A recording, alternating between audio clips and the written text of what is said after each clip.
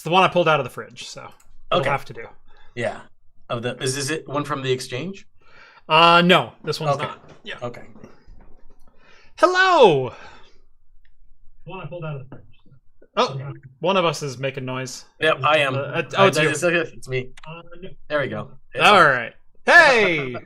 Now we're live. Now we're live. Look at us. Welcome to Talking Heads, everyone. Episode 314. Your once weekly live show for the latest in beer and tech news. I'm Jeff. And I'm Steve. Welcome to the show, everyone. Thank you all so much for joining on this Wednesday night or in podcast form over on Anchor.fm or wherever your favorite podcasts are found. If you've never seen the show before, we talk beer, we talk tech, we talk games, pop culture, entertainment, sometimes some Star Trek. All super chats are read on the air so long as they will not permanently demonetize the channel. We also drink alcohol on the show, and if you're drinking along with us, alcoholic or not, let us know in the chat and we'll give some early show shoutouts as we go along. Last but not least, if you'd like to take part in the super secret chat and the even more super secret after party, think about joining the Patreon. Link is down in the video description. As a bonus, you'll get exclusive access to my Discord server where you can chat with myself, John, Rhett, Steve, all the hosts from Talking Heads, and join the awesome community that hangs out over there.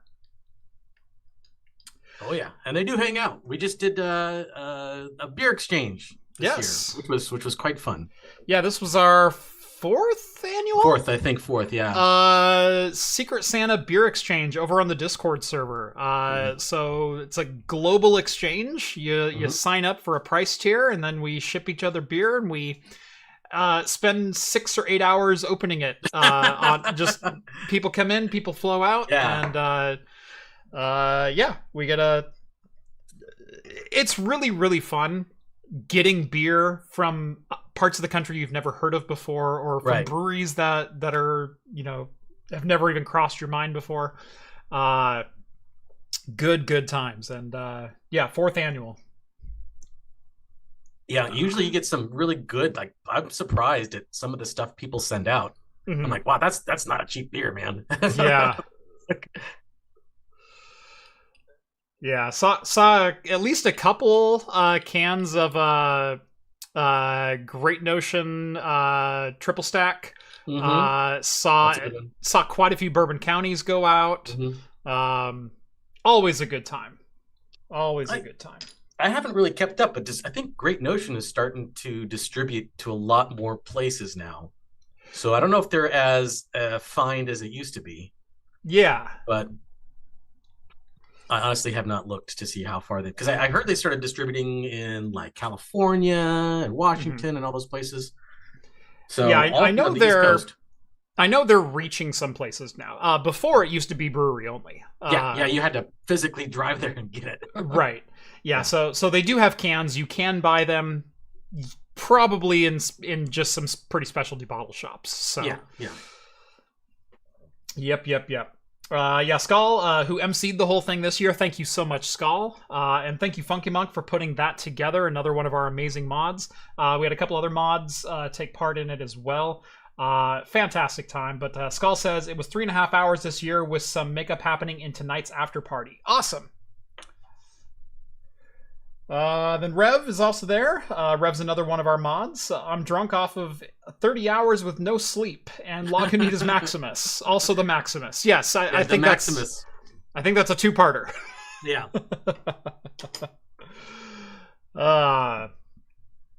Anyway, I'm back in studio. It's been a while. Yeah. I went almost 2 full weeks where I spent the weekend at home and then was on the road the rest of it.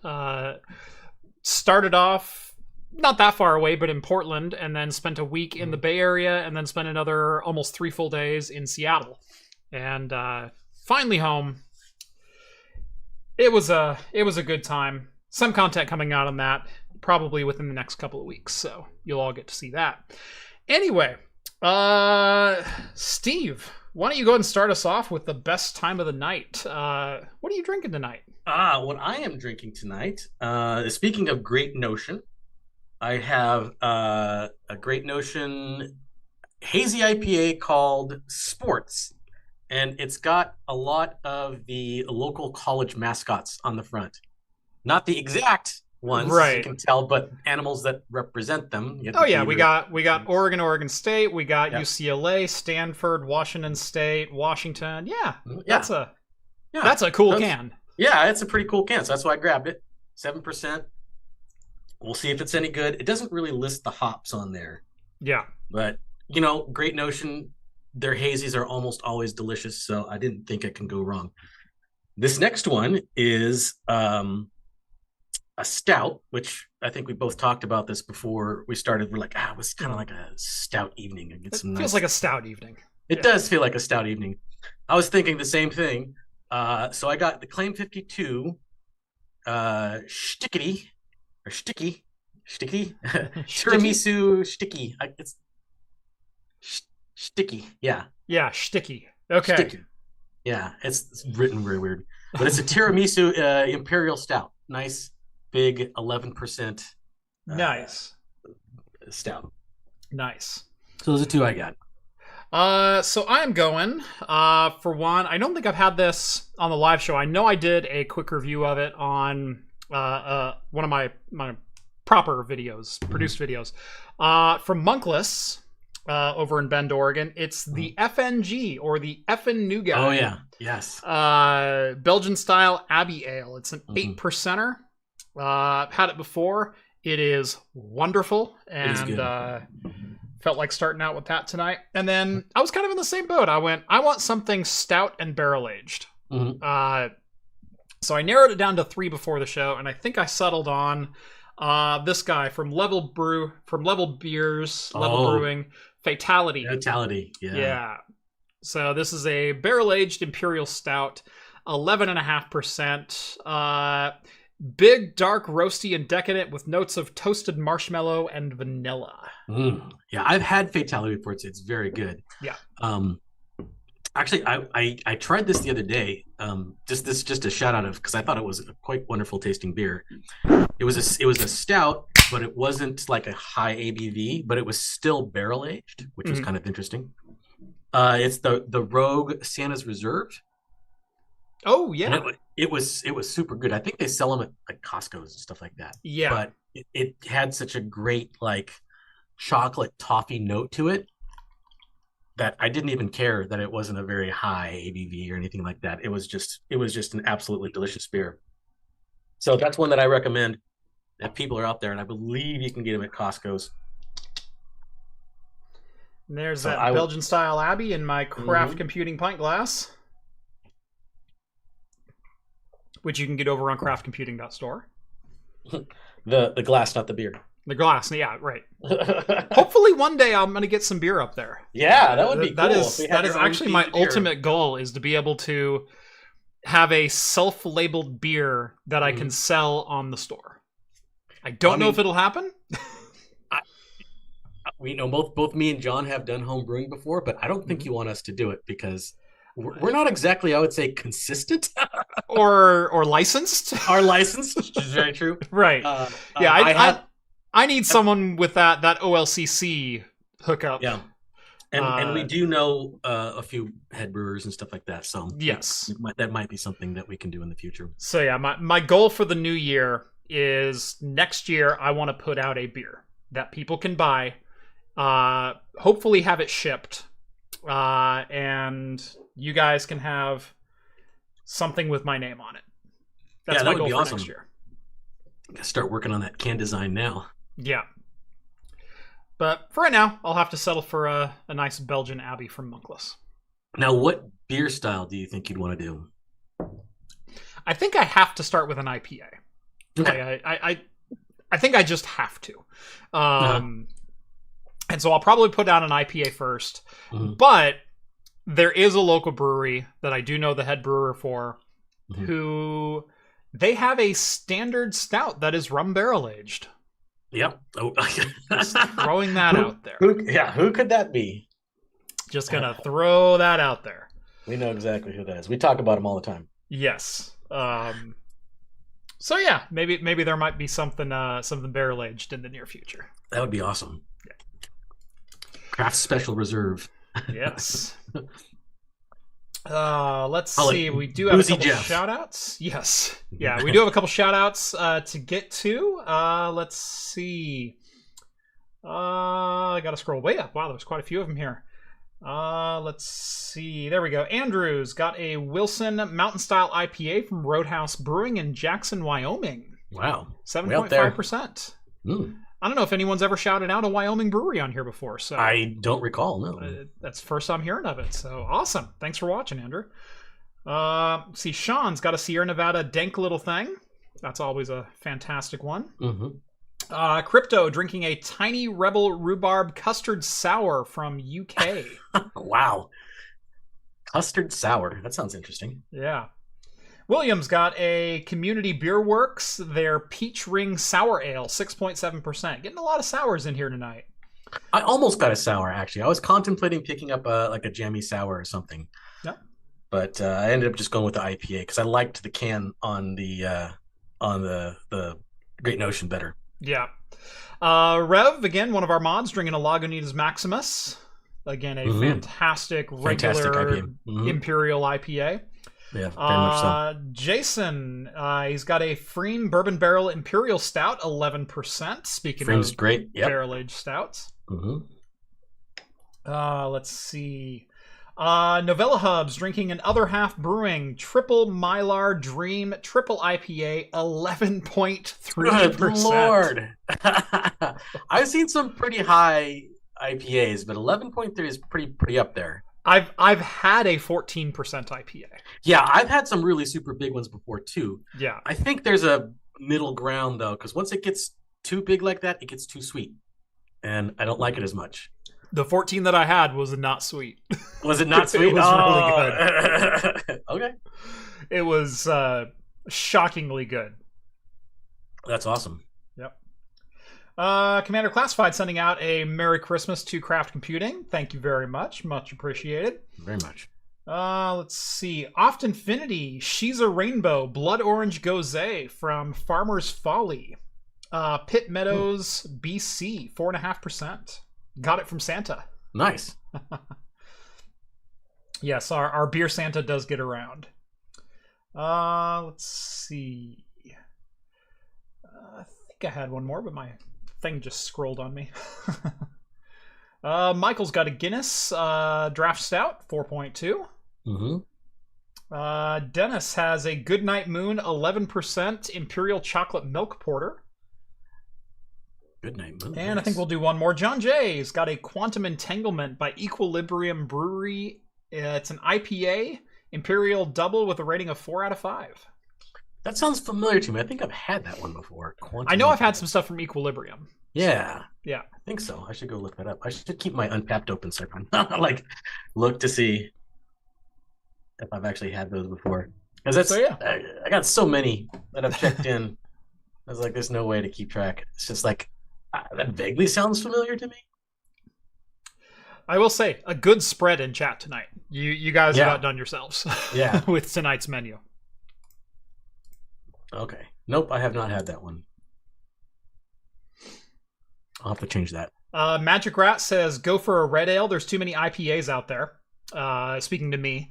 I considered a red ale. The problem is, in the Northwest, we end up with a lot of red IPAs. So you end up with kind of a maltier IPA, which is not a bad thing. I mean, there's a number of really good ones out there. But there are a couple breweries that I could ask about that have a little bit more experience in Belgian and UK style beers to see if we can go like with a brown or a red. But I think just being the guy from Oregon who lives next to hop fields, I think I got to go IPA first. Yeah. So no, but red's a good second one, maybe. Yeah. Who knows? Yeah. Yeah. No, reds are definitely on the list. Yeah. So, anyway, how was your beer? This is quite good, actually. Very good. Slightly piney notes, but the good tropical fruit. Not too citrusy. There are some citrus notes in there, but it's not like overpowering. Very, very tropical tasting fruits in here. Smooth, no bite to it whatsoever. A little sweetness on the back end. This is exactly what you get from a good hazy IPA, especially from Great Notion. This is like way up there with one of their good ones. Nice. Yeah, no, for a good Belgian, go to Monkless. Yeah, really can't go wrong. Well, I do like Monkless. I've been there several times, but they're in Bend, and it's hit and miss whether I can find a Monkless beer around here.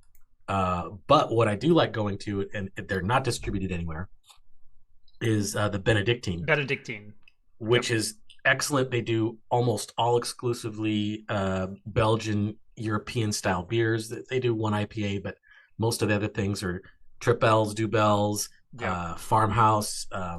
In fact, I went there the other day, and they had a barrel-aged Dubel, which was excellent. It was very, very good. So Benedictine is starting to do barrel-aged stuff, which I'm super excited about. All right.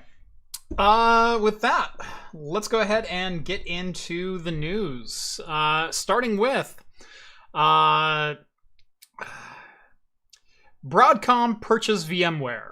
That's been pretty universally seen as a dick move. Yeah. And the hits just kind of keep on coming. Gosh, first off, what was it? The CEO of Broadcom getting out there and telling everyone to get back to work, and you bunch of lazy slobs and things like that. Yeah. And then we knew this was probably coming down the pipe, but it sucks all the same because everything has to be a subscription nowadays. You can't just sell a product anymore. Right. Broadcom is officially axing VMware perpetual licensing to do what else? Increase revenue by turning one-time customers into repeat customers, or as I like to call it, turning former customers into never going to be a customer again. Yeah. Well, yes, for people who are not that invested in it, but the people who are heavily invested in it, man, that's gotta suck for them at this point, especially if they can't afford it. Because they're going from a one-time purchase that they could have budgeted for. Now they have to have a budget just to use this thing. So that's not going to help smaller businesses that are using this software that are heavily invested in it. Yeah. They're probably going to try to weigh the costs over time versus just switching to something else. Yep. Yeah, no, it's I mean, look, VMware is definitely a major player in the virtualization space. But one of the draws to them has been the fact that you can still get a lot of their products on perpetual license based. And so if you wanted to fire up a set of hardware, buy one license for it, and then just run that hardware into the ground and never have to worry about it again, fantastic. The problem with subscription services is it ends up being a cost center to, especially once you have any amount of aging hardware. I mean, look at Cisco and what they've done with a lot of their pricing schemes for, infrastructure devices. You pay for wireless access points, and then you pay for the controller for them, and then you pay for the switching gear to allow it to work, and then you pay licensing to allow it to continue to work, even though you already bought all of the things to make it work. Right. When that wireless infrastructure is 6 years old, you're now 2 wireless generations out of date, out of spec with whatever the current things are. Your licensing, I've done replacements for customers like this. Licensing on Cisco was more for a 1-year license to cover the hardware that they owned than it was to rip all that hardware out and replace it with Ubiquiti gear. Right. The software license on hardware they already owned was more than a full gut and replace with newer and better gear. Yeah. And that probably was obviously intentional. I mean, yes. They don't want to be supporting Yeah.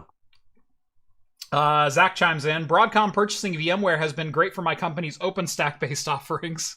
I bet it has.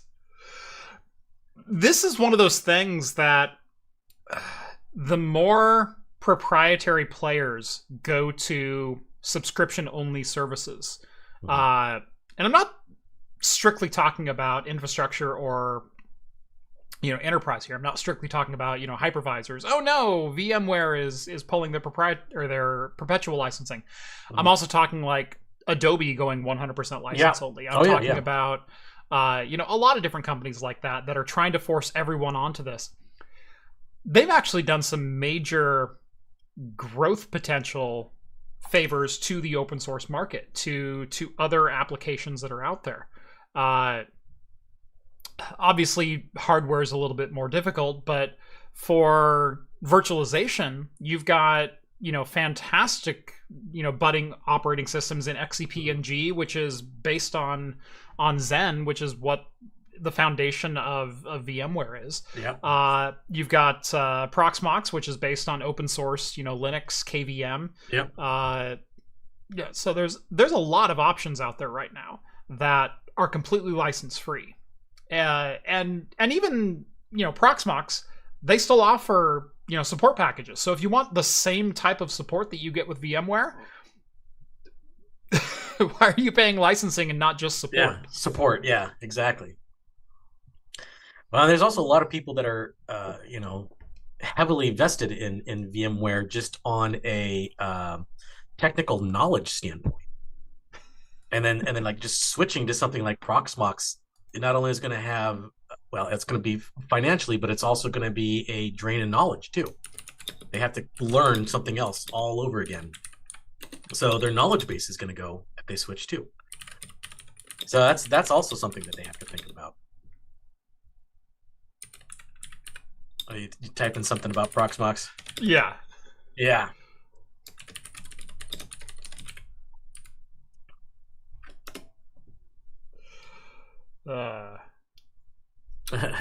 It's fully operational product stack.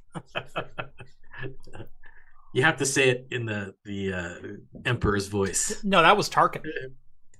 Oh no, that was the Emperor. No, that's right. The Emperor did say that was, yeah. Fully operational. Fully armed and operational battle station. Yeah. Fire at will, Commander. Yeah, there you go. Yeah, hardware as a service equals Apple. Not really. Apple does not have hardware as a service because you can still buy an Apple piece of hardware and run the software that comes on it and never give Apple another dime. So I don't think that's an apt comparison. Not that Apple's business model is one that I particularly like. Yeah. But yeah. Though I think because there's enough huge Apple fans out there that if it was like hardware as a service, like, hey, you pay us, $1,000 a year, and whenever we get a new laptop or whenever we judge, you get a free one or whatever. We'll just swap it out for you. Right. I bet people would do that. They would absolutely do that. Yep. Yeah, I with the profit margins Apple has got to have on their systems right now, I wonder how far away we are from that. Yeah, it could be. I mean, I'm sure it's been thrown around already as a model. Yeah. I don't know if they actually adopt it or not. We'll see, but I bet that sounds like something that would be in their wheelhouse anyway. Yeah. Apple hardware as a service, isn't that an iPhone? No, you're paying a carrier for that. Again, it's not. Apple definitely has some business practices that are counter to what I would like to see, but it's not the same business practice as Cisco. It's not the same business practice as VMware. Like I want to make that perfectly clear. I think Cisco takes advantage of their market dominance to milk every last dime out of their existing customers, or you can no longer use the hardware you purchased. Right. Like, Apple doesn't really do that, you know? No. Some people claim that they kind of backwards will make older hardware, you know, less performative with updates, but I think that's a lot of confirmation bias going on there, but, you know. Suddenly my iPhone 4 isn't running as fast as it used to. Well, yeah, it's 7 years old. Yeah. What do you want? Yeah, and you also update it to the latest version, and you're like, well, Apple has done some of this in the past, like, yes. to be clear. But you're not paying Apple for the continued use of the product that you own. Right. You're paying a cell carrier for an ongoing service and ongoing maintenance on their network, and that's a different thing. Cisco is charging you for the hardware that you bought to be able to use the hardware that you bought. Mm-hmm. Yeah. So, yeah. You can complain about it all you want, but they're totally not the same thing. So, yeah. Curious to see how, if, when this blows up in Broadcom's face. I hope it does. I doubt it will, though. No, it probably won't. When you have such a dominant position in enterprise networks, people do full, TCO, total cost of ownership analysis on what would it cost to switch to get us off versus just paying the bill that Broadcom just delivered us. Right. People are probably just going to pay Broadcom. And that pisses me off. Like I said, the path of least resistance is probably what people are going to go with. Mm-hmm. Yep. And sometimes it's easier to just pay the bill than it is to train everyone to work on new systems and redo your daily protocols and product stacks and install procedures and update procedures and scripting and everything else that's already done that already works on VMware. So Yep. Those are big Herculean processes to get going, depending on the size of your company, and just those size companies can't turn on a dime like that. So they're just gonna be like, well, they kind of got us over a barrel, so we're gonna do it.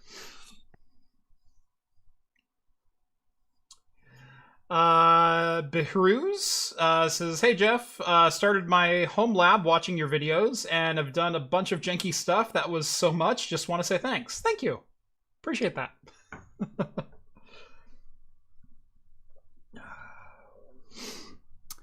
All right.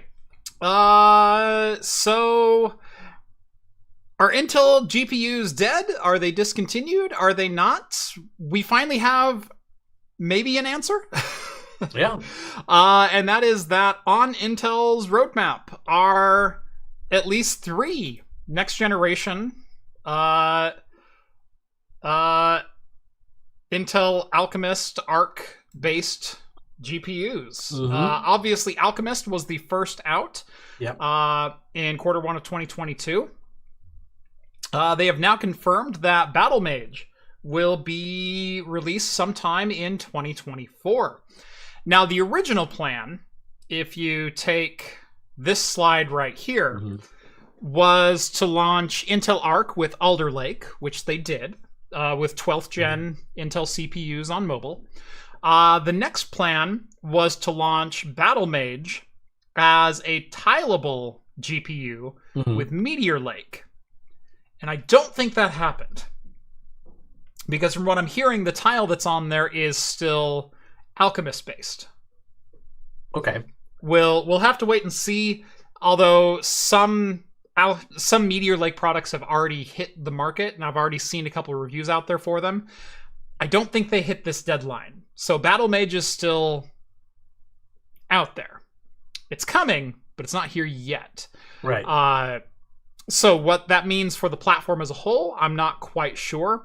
But Yeah, Battlemage and Celestial were both supposed to be announced in 2024. Now, from what I'm hearing, is Battlemage might not be out until 15th gen. Oh, really? When next generation, what is that? Arrow Lake launches. Comes out. Which is the one after Meteor Lake, which is launching next month. So late 2024, we might get a Gen 2 of an Intel GPU, at least when it comes to integrating it onto the mobile platform. Maybe we'll get a launch Q1, Q2 of a Battlemage-based GPU that's a desktop variant. That'd be cool. It'd be fun to play with, I guess.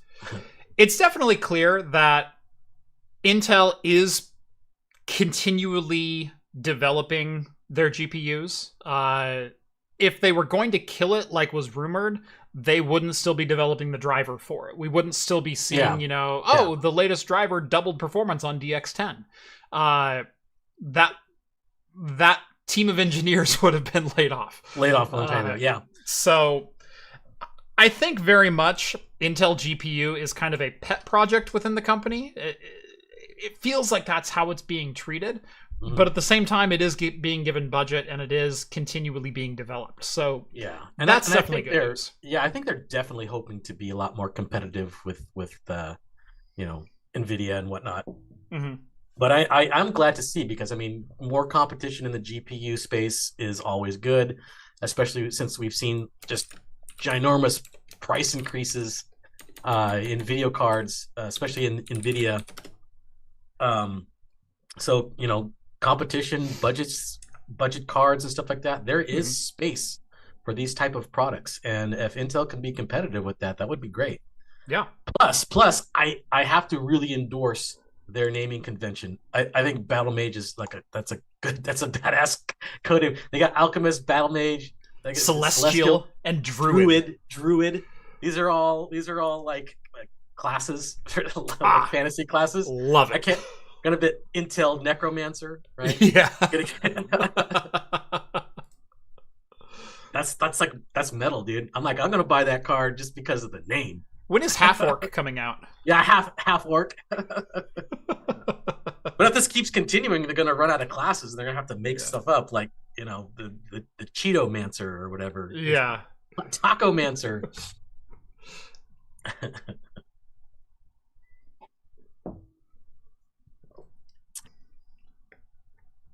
But yeah, it's good, interesting news. Competition is always good. Competition always drives performance up and costs down. Yeah. At least in the traditional sense, unless you're AMD and NVIDIA and Intel right now fighting only for the server ecosystem in which they can happily sell people $5,000 to $20,000 chips. Yeah, not much of that is going to trickle down to you and I in the meantime. Zach says, I'd play a Taco Mancer. Technically, if you go to a taqueria, they could also be called a Taco Mancer, the people behind the counter. Yes.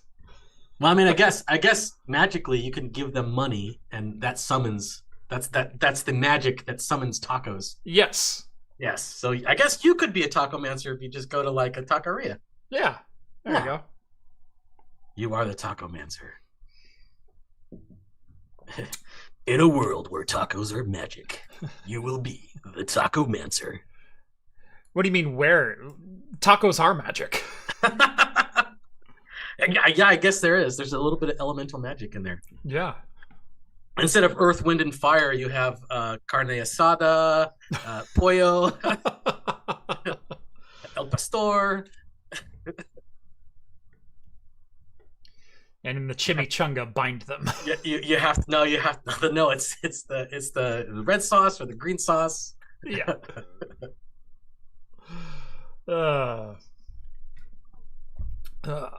Let's see.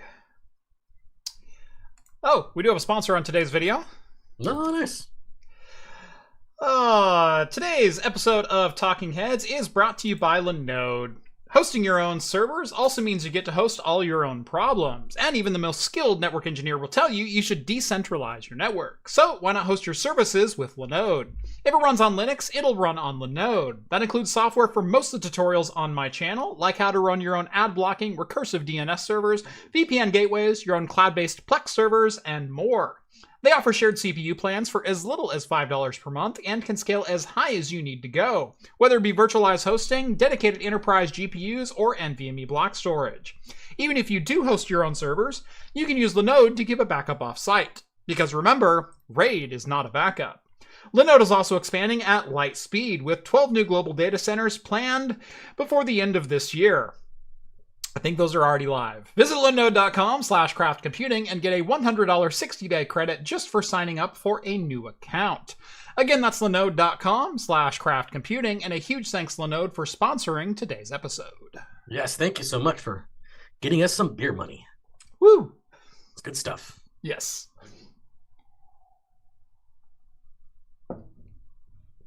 Thank you, Linode. This was a fantastic beer. Mm-hmm. I am really digging this one. Honestly, it's super good. I might go back and get another one. I think I thought I needed a stout. It turns out what I really needed was a really good Belgian. Dude, I wish Belgian styles were more popular because I find them very delicious. And the really good ones are not exactly cheap either. That one right there. This is why I like Monkless, because they make great Belgian beers. And they're not too expensive either. They're not like your Chimay where they, charge you like, $15 a bottle or something like that. Yeah, no, this was $15, $16 for a 4-pack. Yeah, that's not bad at all. Yeah. I mean, on the upper end of, what you'd get 4 pints for, but totally reasonable. Yeah. No, it's good. Yeah. Coffee and Cynicism says roll for tacos. Yeah, roll for tacos. Actually, there was another YouTuber I watched where he calls it roll for sandwich, and that's literally what he does. He has these sheets of ingredients, and then he'll roll the dice. It's like, oh, this dice is for bread, this dice is for cheese, this dice is for meat, this is for roughage, this is for sauce or whatever, and whatever it lands on, he has to make that sandwich and eat it. Just pretty entertaining. Do I make a set of D&D inspired beers where I roll for the ingredients? That would be pretty interesting. You roll for the type of hop. You roll for your hop. Roll 3d6s for hop. Yeah. Roll for the grain. Then you have like the magic ingredient, right? Yeah. That's the adjunct you put in there. Yep. That could be great or horrible. That's where you only do like 5 gallons of it. It is a farmhouse, so you will be rolling with disadvantage. We did do something like that. Me, John, and a few friends of ours way back in the day. We did darts. We threw darts instead of whole dice, where it was each corresponding number, because it was 20 on the dartboard. So we listed 20 grains, 20 hops, 20 specialty ingredients. And then whatever it landed on, you had to make a beer with those 3 ingredients. And I think I landed on I remember the hops was CTZ. I can't remember what the grain was, but I think it was it was a grain that you used for making a Dubel, typical. And then my special ingredient was Fig Newtons. That's right. One of you got Fruit Loops. If I were one. Yeah. I think John was the one that got Fruit Loops. That's right. Yeah. I don't remember what the bullseye got you. I think maybe it was like you had to throw again or something like that. I can't remember. But we're never good at darts, so we didn't think any of us would hit the bullseye anyway. So I didn't think that was going to be an option. Maybe bullseye you get to choose. I guess that would be a good one. Yeah.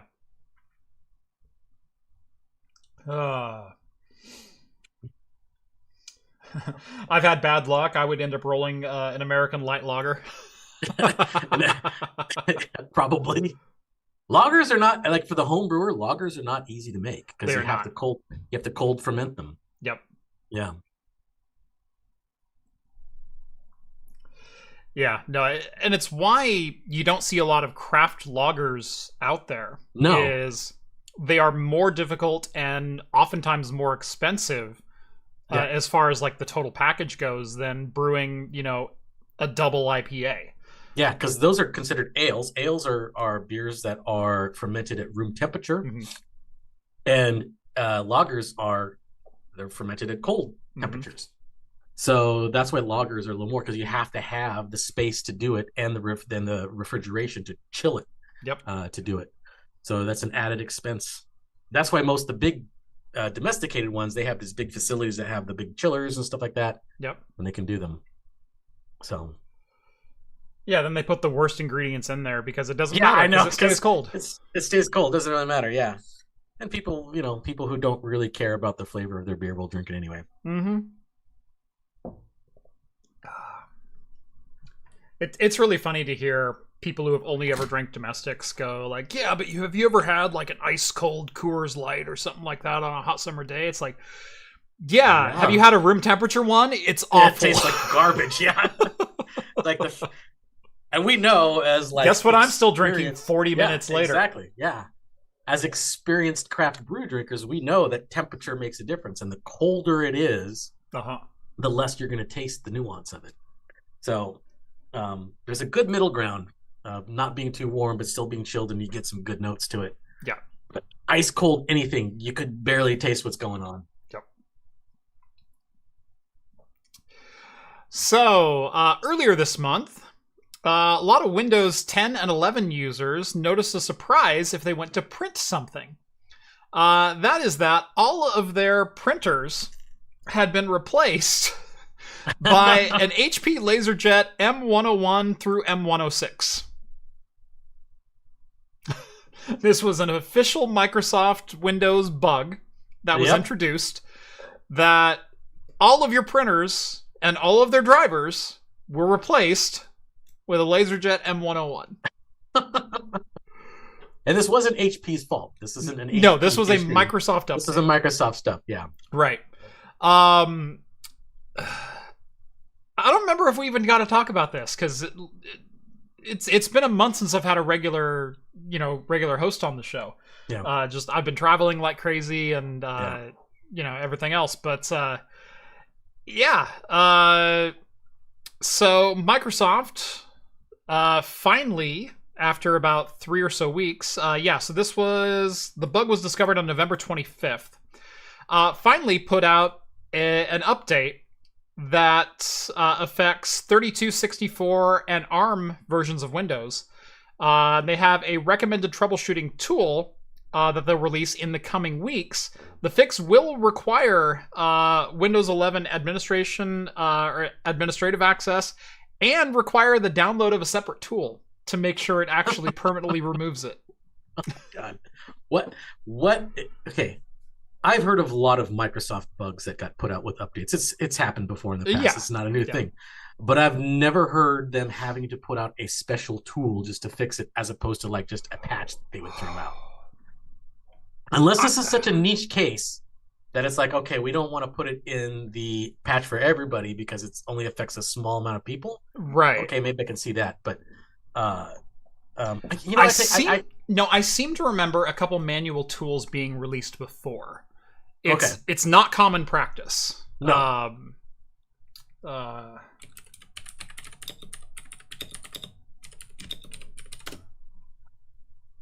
I do remember seeing like one-off executables to deal with certain problems with some of their software, like SQL Server and stuff like that. I've experienced that before. Yeah. But not the operating system. Not that I remember, anyway. Yeah, I seem to remember a tool that I had to use maybe 5 or 6 years ago. I remember something. I can't remember what the problem was, but I do remember a similar, to fix this, it's a manual fix. Yeah, you had to go run this thing and right. Right. Yeah.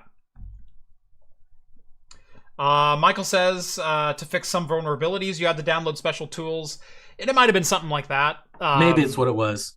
But yeah, no, this is definitely outside the usual for Microsoft for a standard Windows client update anyway. Mm-hmm. Yeah, it's just funny that they wanted to. Everybody's got to use this printer now. Sorry, guys. Yep. The HP LaserJet. Is that an older style LaserJet too? I don't. No, that's a more recent one. Oh, okay. That would have been funny if it was like some ancient HP laser printer or something. That would be really funny. That would be hilarious. Apparently, part of the bug as well was because the driver that was deployed was the driver that comes with Windows Update. It also installed the HP Smart app that as part of the driver installation package. And so people also had the HP Smart app running on their systems. Not just their printer driver being replaced. Oh, and it probably showed up on their tray too. They're like, yeah, I don't have an HP product. What the hell is this doing here? Yeah, no. When I saw this article, I checked myself. It's like, nope, I still got my same default printer, so it doesn't affect me. Yeah, it hasn't affected me, at least that I know of. Although I was talking about this, I still use a nope. Printer. It's still my actual HP printer, not the fake one. Oh, okay. No, I have a Canon, so it's like it didn't change. But yeah, like do you use your printer that often? I do. Really? Well, I run essentially an Etsy store in my house. That's true. I've got craftcomputing.store. I'm printing invoices and labels. So you got to print out labels and stuff. Yeah. Because like I just used one. I just used it recently. I hadn't used a printer in a long time. For a Christmas present, I sent a buddy of mine who lives in California some of my homemade hot sauce because he's a big hot sauce guy. It's like, okay, I'm gonna make it. So I made some custom funny labels and stuff like that. And I'm like, and I'm printing this out. I'm like, I can't even remember the last time I actually used the printer for anything. I was like, this is like the first time in like months maybe I've had to use it. Yeah, I used to print pretty regularly. When I worked, right, printing out notes or meeting things or whatever else. But yeah, even then, I tried to be as digital as I could. But no, there's some things that you still need to print, especially when you're packing boxes and making sure. You need a paper receipt with everything, and so on and so forth. Yeah, print out labels and whatnot. And I get that. Yeah. But 3D printer and laser cutter don't count as a regular printer. Dang it! What? You could 3D print out your invoices. Do ASCII dumps count as additive manufacturing? Let's see. If it was an HP LaserJet 4, I'd not have been mad.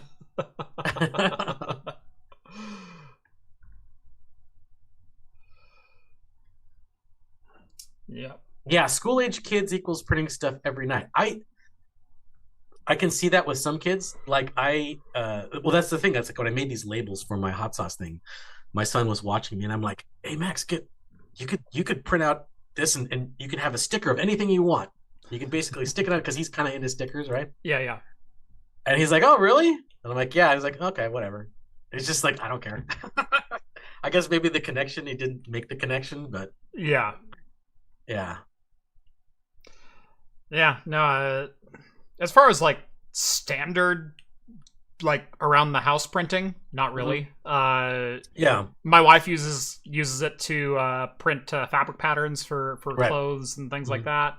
I use it for invoices and packing slips, and we have a dedicated thermal printer for doing packing labels. So I do a lot of printing, just not like I needed this list of things. Yeah, I mean, I can see once you get to a certain point, you might need a dedicated, printer for labels and stuff like that, like a particular kind of stuff like that. Then you don't have to have your, your standard HP or whatever like that. No, we have a thermal printer that prints directly onto shipping labels. Yeah, that's good. Yeah, and that's been really nice. Yeah, that's good. Yeah, you just buy the stock and just click and let it go. Yep, done. Super simple. Yeah. All right. What's funny is I released these glasses last week. You can now buy my Matrix glasses over on craftcomputing.store. Nice. So it's got the Matrix code rain on it. A whole bunch of Easter eggs throughout. Obviously. I was going to say, did you put Easter eggs in there or some kind of like hidden messages? Oh, of course. Of course. I mean, there's the really obvious one. I've got craft computing right here. I know you're not going to be able to see that, but there's craft computing going down the line right there. Of course, I have blonde, brunette, redhead. Oh, yeah. Hidden in there. Let's see. DS9 is best. DS9 is best. We don't give any spoilers. You want people to buy I'll give that one as a spoiler. So Okay, I'll give that one. There's like 15, 16 different things that are hidden on here. So it's pretty well packed with Easter eggs. Cool. That's awesome. Instead of the spiral nucleation point, I did my logo. I felt that was a little bit more appropriate for this one. Yeah, that's right. Especially since you didn't have the logo any other place. Right. I have craft computing on here, but I wanted my logo on this one. So the logo is the nucleation site on this class. Anyway. That's actually good, because when somebody finishes their beer, when they tilt it back far enough, oh look, craft computing. They see your logo. Right there, you go. Exactly. So, no, really happy with these. These are on the store now. Craftcomputing.store. Only $15. They're not terrible if you've ever looked at good quality glassware. Right. And these are nice. I really like these glasses. These are good, solid. I've done this, I haven't done this. My wife had bought me, because we like using Untapped. A lot of people here probably also use Untapped. Mm-hmm. And my wife got me some Untapped themed glasses. And I have to say, those are the crappiest glasses I have ever bought. Every single one I had is broken. Yeah. Just a slight tap just shatters. Lame. These are thick, solid. You probably have to just swing it down at the cement for them to crash and smash open. I don't know if the Nonic pints are quite as heavy duty as the conical pints. Yeah. So these are my two sets of glasses that I have right now. This one I have dropped from chest height, and it bounced across my tile floor. Yeah. Your results may vary, but it's a tough glass. This one I know is a little bit thinner walled, and because it's got that lipped bevel on it, I don't think these are going to be as strong, but they are still good quality glasses. So yeah. Anyway, funny enough, I launched these a week ago. I've been cutting them for 2 or 3 weeks before that. Mm. I've poured all number of beers into this, but not a stout yet. So we're gonna switch that up. I'm going to pour the inaugural stout into my Code Rain glass here. Yeah, Skull is waiting on the tulip glasses, and Coffee and Cynicism wants to know when the Glencairns are coming. The Glencairns will be launched probably right after New Year's. Cool. A couple things I need to shore up on those. The glass material is slightly different, and I'm not quite happy with the finish on them. So the design is pretty much set, but I'm working on dialing in the exact right laser settings to get the right finish on it. So that's probably going to be something I work on this next week. Right. They're much smaller glasses too. The Glencairns. Yeah, they're Glencairns. They're 4-ounce tasting glasses. So they're fantastic for whiskey. And they're not a traditional Glencairn. They're a stemless Glencairn. So there's not that giant bulb at the bottom. Stop at the bottom of it. Yeah. Right. Really nice glass. I really like it. Anyway, from Level Beer up in Portland, Oregon, is the Fatality. Barrel-aged Imperial Stout. I could smell marshmallow from here. Yeah. Now, are these is the Fate, because I've had Fatality before and it's good. I gave it 4.25. Yeah, this is I believe the 2022. Okay, I was just gonna say, because sometimes when most breweries get a following for a particular big beer, they start doing yearly releases and they kind of tweak it. Right. And some years are better than others. So there we go. Oh yeah, Fatality 2023 I have not had. Yeah, but I've not had the 2023. This is the 2022. So there you go. There's your nice. Oh, that looks so good. Look, that looks great with a dark beer. Yeah. Those matrix symbols just pop. That looks great. Okay. I don't know what happened, but I don't know if you can see this. You okay over there, Steve? So the pop cap failed. It totally. I don't know if you can see that on the camera, but hold on. Let me. It totally bent it. It didn't open the top. It just bent. It just bent. It just bent it. It doesn't want to come out. I gotta find something to pop this thing open and not like cut myself doing it. Like a can opener or something. I've had the tab break off. I don't know if I've ever had a tab fail. It literally broke. No, it failed. It completely failed. That's insane. Yes, there's some like I guess maybe the cut on the thing didn't take. Yeah. No, yeah, it could have been the perforation wasn't quite. Yeah. I don't know what to do. I could go get a knife or something and try to pop. My advice would be like a nice large flat blade screwdriver. Okay. I may have to walk away for a second and get that because I don't have that readily available right here. I can do this and get you off. Yeah. Okay. I'll be right back. Okay. Yeah. Michael also says screwdriver, so we've got a consensus at least on how best to get into that beer. I've never seen a pull tab fail, like bend over before, but that's exactly what just happened. Well, at least you know it was well sealed. It's not even a guarantee on that. It's just we know it's a thick top. Craft computing screwdriver. I need this in my life. Here's the deal. I'm only one guy. I'm not going to design my own mechanism. If you get a screwdriver, it's likely going to be a rebrand of someone else. And that's if I can cut a deal to get a decent screwdriver that I'm happy with selling. That being said, I have a set of... How many did I order? I ordered some screwdrivers. Okay? I ordered some screwdrivers. Let me pull up and see how many I ordered. I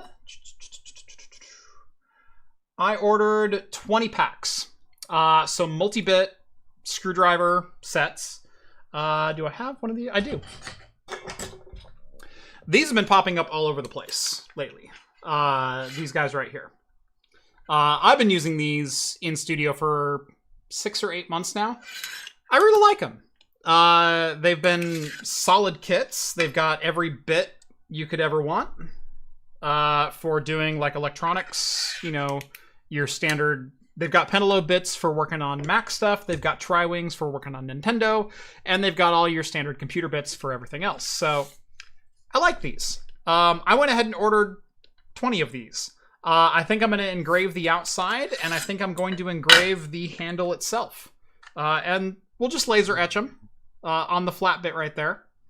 You know, craft computing or some fun thing on it. It's not going to be anything tremendously special, but I think I can give a decent price.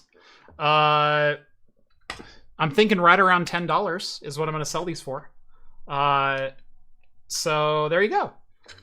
There will be a craft computing screwdriver. It's nothing insanely special, but at the same time, it's a good quality kit that I've been enjoying using. I'm trying to offer them for about the same price that you can order a kit like this off Amazon for. But I'm buying them in bulk, and I'm customizing them. If I'm $1 more, I'm $1 more, but hey, you know, I can't compete with everyone. But yeah, so craft computing screwdriver is actually totally going to be a thing. I also ordered some minimalist wallets in various colors that I'm going to try out. And again, just simple rebrand, rebadge, whatever you want to call it. But again, I'm going to try to offer them for some pretty affordable pricing that you can't get elsewhere. And hey, if you can also pick up some of my pint glasses at the same time, more power to you. One of the other things that I'm considering doing is shipping costs have been all over the map. And I've gotten a number of complaints going, man, I'd like to order stuff from you, but your shipping costs are outrageous.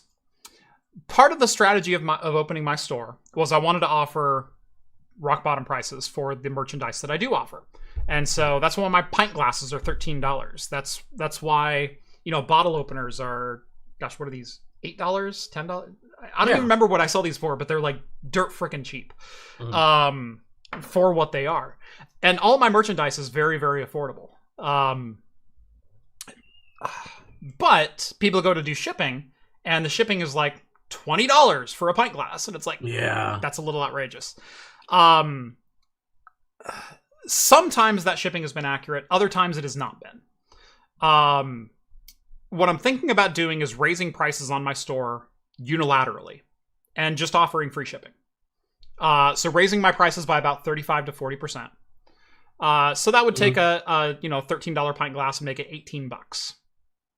But at $18, I can afford to ship that to you. Yeah. And sometimes I'll make more money, sometimes I'll make a little bit less, but I think in general I'll make about the same profit margin, but the shipping costs will go down in general for everyone. And I think that's a lot more attractive to a lot of people too. When they see free shipping, they're like, yeah, let's do it. Right. Oh, $18. Oh, and it's actually $18. Right. Yeah. As opposed to now, wow, he's got super cheap pints, but if I've got to pay $20 to get it to me, then screw it. Yeah. Right. And so right now I'm looking at raising pricing to a level that equals my average shipping price. All the Aussies like this idea. Right. And, I'm still trying to figure out the one reason I haven't done it yet is specifically for international, specifically for places like Australia and Northern Ireland. And I've had a couple orders there that's like, yeah, $20 in merchandise, $80 shipping. I'm trying to figure that out. Yeah. So yeah, charge them $119 a year for Jeff is on Prime. It's craft computing as a service. Yeah, there you go. But yeah, no, that is something that I am actively looking at doing, maybe even within the next couple of weeks. Probably starting the new year, I'm going to look at what was our average shipping price for all of Craft Computing Store, how much merch did we ship out, what was the price of it, etc., etc. And then yeah, see what we can do from there. Matt says bulk send items we can ship locally to here. The problem is I haven't seen. We did this with the water bottles, and it took for bloody ever. Yeah. And probably because it goes general freight or something like that. Yeah. If there's a large demand, sure.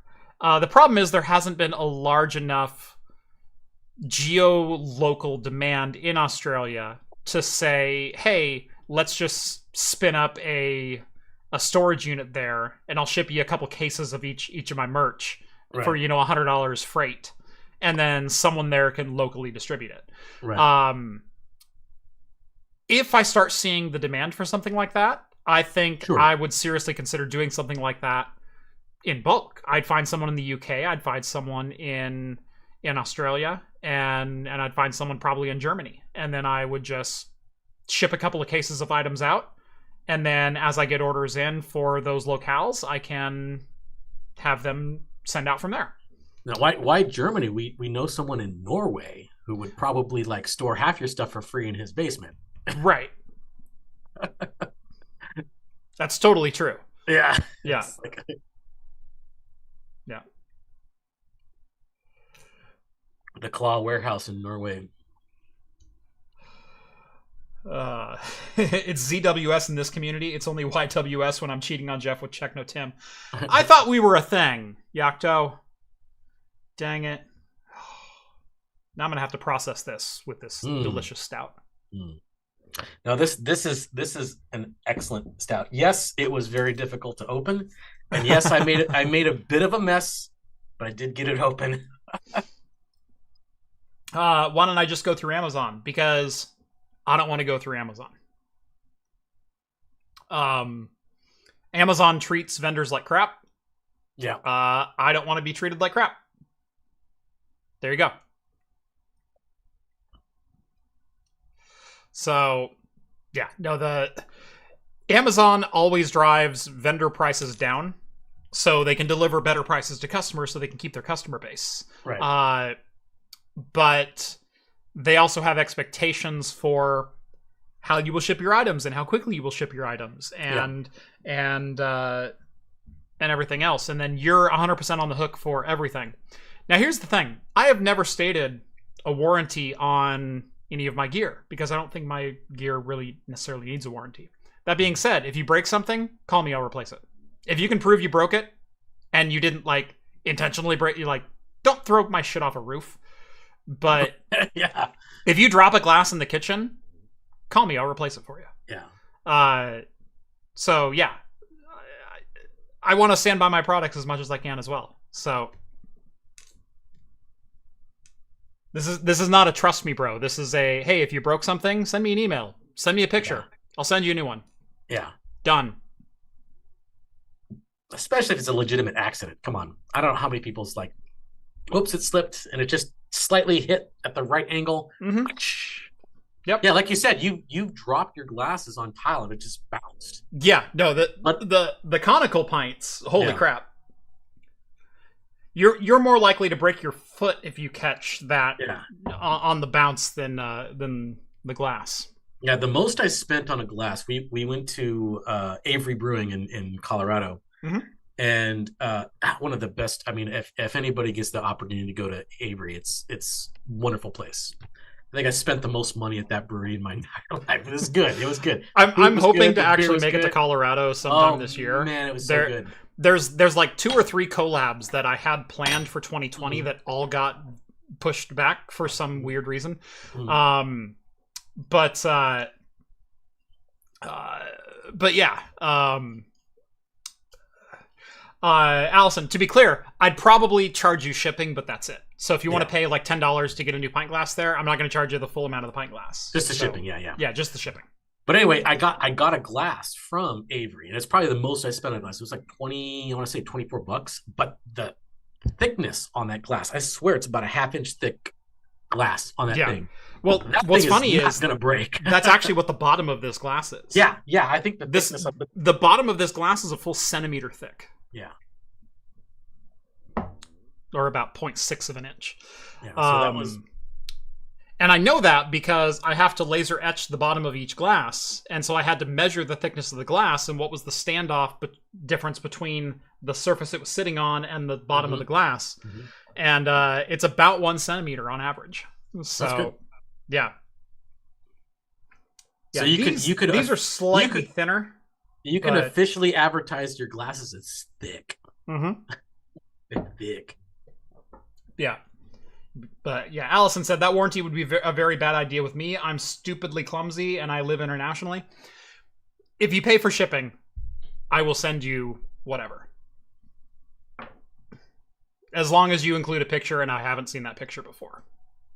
Remember, it's just me doing the warranty returns, so... Yeah. Wait, this picture looks familiar. You're probably not going to get it.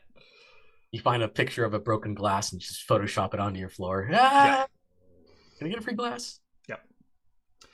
But yeah, so that's kind of a impromptu store update. New glassware coming soon. We've got Glencairns and Tulips both.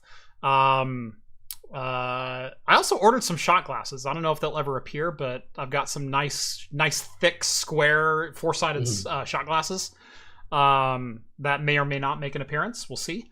And then we've got some... What's up? And you're trying to uniquely design each type of glass, right? You're not just like going to slap your logo on it. It's like, it's not just the logo slapped on the side, right? Yeah. I mean, look at the 2 glasses that I have right now. They could not be more different from one another. Both cool designs. And that's kind of what I'm aiming to do with all of my glassware. Is each glassware is going to have a uniquely different but still brand incorporated design. Right. But that's nice because then people want to get all of them because they're all different. Right. Gotta catch them all. Logos up. Yeah, gotta catch them all. So the Glencairn is going to be aimed towards whiskey, so it will not have a nucleated bottom. I think that's something that would actually be it wouldn't be a good thing. Right. Yeah. I do have an 8-ounce glass that I'm looking at selling as like a set of 2 for tasters. So if you wanted to split a pint between 2 people, you could do that. Yep. and that will have a nucleated bottom. But yeah, lots of cool stuff coming. And also I've got wallets and screwdrivers coming soon. Yeah. Those will be sometime after the first of the year. I don't. Those aren't slated to arrive for quite a while still. So Screwdrivers work great if your beard isn't open. Yeah. Yeah. Let me see. Actually, the wallets have already hit U.S. Customs. Oh, have they really? Those might be here in about a week or so. Cool. Yeah. I don't know if I sent. I think I might have shared some pictures early on, but yeah, I'm gonna. I do remember you sending out pictures of the wallet. Okay. I don't remember which channel on the Discord you did, but yeah, I do remember you doing it. Yeah, we talked about it. Anyway, yeah, it's I don't want to name any brand names, but it's a minimalist wallet. It's a two-sided with elastic on three sides of it, and then it's got a money clip on the back as well. So perfect for holding anywhere between 1 and 5, 6, 7 cards, and then a money clip on the back. These are also going to be extraordinarily affordable. Yeah. So, and then pretty soon we're gonna get the craft computing handkerchief on a stick hobo wallet. You can put all your possessions on a stick, the handkerchief on the back, craft computing logo on the back, and just walk around with that. Engrave one of your screwdrivers as backup can opener. Yes, it would work. Matt says, just made your shipping life worse. Just grabbed both glasses. Hey, thank you. Much appreciate it. I'm not seeing the square shot glasses, not available yet. I have the glasses. I'm still working on what do I want to design for that? Yeah. I take shots twice a year, sometimes 3. And there's one subset of my family, really one guy in particular, that when he's around, I will do shots. And it's just because that's what he does. That's how he drinks. He doesn't drink beer or cocktails or anything like that. He goes, hey, let's do a shot. And so I see him. I do some work for him every October. And we do karaoke together. And we do Christmas and New Year's holidays and a couple other events as well, like 4th of July and whatnot. So when I see him, we do shots. Yeah. And that's the only time I ever do shots is when he's there. It's been a long time since I've done shots. I'm too old to do shots. It's just it's a younger man's game. If I have a shot amount of whiskey, I will drink that, but not as a shot. I'll sip it. But yeah, no, if there's interest, I bought a case of 48 shot glasses. So I have the glasses. I just need to design them. I just need to figure out what I want.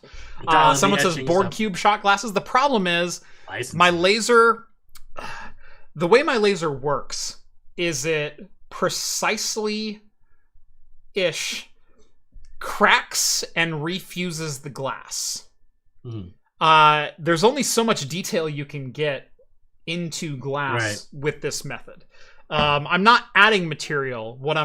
In fact, the glass goes in clear. There's no coating on it.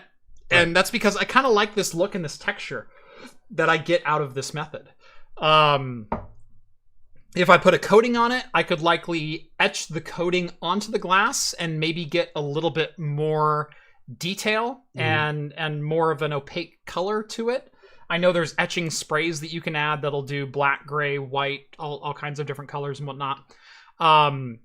Any process that I add to my assembly process is time. Yeah. And right now, I can take a box or a glass out of the box, put it into my rotary jig, etch the glass, and then put it in a shipping box.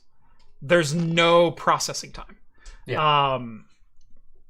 And I've worked really hard on being able to do that, but there's also only so much detail I can get. I'm actually really impressed. I got the fidelity out of the Matrix Rain that I did. Each character is recognizable if you look at it. Right. You have to. Well, I mean, but that was the whole nature of the Matrix thing when it runs down anyway, it just looks like a jumble of things. But if you concentrated, you can see what each thing was. Diamond Club Spade Heart Classy Craft logo. That might be kind of fun. I think the Elcar's design might be pretty cool. Elcar's might be fun to incorporate into something. Yeah. I might be able to do that. The shot glasses might actually be perfect for that because they're square. They're square. Yeah, they're square. Yeah, I've got some flat surface to work on. Yeah. Yeah. Maybe an Elcar shot glass. Could be interesting. The issue with the shot glass is going to actually be engraving it on a pattern that rotates. Glass is an organic material. Right. That is, it is not uniform at all. And so it's not like I can make a jig and set the shot glass down and etch on one side and then just rotate it and go like, oh yeah, it's going to be totally square when I rotate it 90 degrees compared to that last one that I did that I rotated 90 degrees. Every glass is going to have to be hand aligned. Slightly different each time, yeah. Right. And so, yeah. John J, ever had a glass explode yet? Yeah. A lot. A lot. A lot of glasses explode? Just the heat too much? Couple of fun anecdotes. So in order to get this design, my original conical pint, I went through 2 cases of 24. Ooh. Just to get that design right? To dial in my settings, to be able to etch on the glass the way that I wanted to etch on the glass.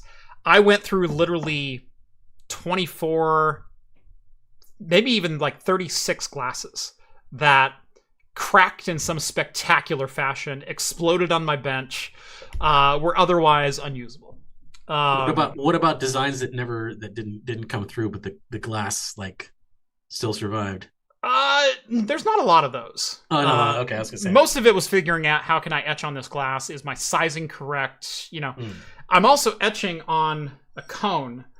So I etch on a flat plane like this. I level the glass there and then I rotate it here, but it rotates more on this side than it does on this side. So how do you adjust your design to make it? And you end up with some fairly straight lines. It's not perfectly straight, but it's pretty good. And then on this one, it's even more of an issue because I've got that curve. wine bottle bulge there in the top. Yep. It's also much larger radius here than it is down here. Yep. Which actually kind of lends itself to this design. I wanted that code to bulge out, the matrix. That was kind of the inspiration for this effect. And so if it rains down into the middle and just kind of cascades down and gets smaller, that's not really a big deal on this glass. But all of that comes into play when you're designing something. It's either you design to accentuate or live within the shape of the glass, or you have to design around the shape of the glass. So yeah. Hope you added that cost on top of the final product to cover the research and development. Always. Yes. What I will say is when you buy glassware in bulk, that's like restaurant glassware, which is what this is, and that's what my Nonic pints are. That's what the Glencairns that I bought are. They're all restaurant accoutrement, and so I get them at a pretty good price. I'm not going to disclose exactly what it is, but it's cheaper than you probably think it is. Yeah. So when I broke 36 glasses in research and development on my $3,000 laser, like let's start and end the conversation with the $3,000 laser. Yeah, that's a lot more than the 26 glasses that you broke. 26, whatever. That's stock. Yeah. So, yeah, 36 glasses might have cost me about $100. I sell 10 glasses. I've now made the profit for making up for all my research and development. I've sold 10, 15 cases worth of pint glasses this year. Good. So, I will say between water bottles, pint glasses, and flasks, I have paid off all my lasers. So, oh, nice. Now I print money. That's what I like to say anyway. Yeah, the FBI is listening. Yeah. You print money, you say? Oh, Yeah. Follow this channel.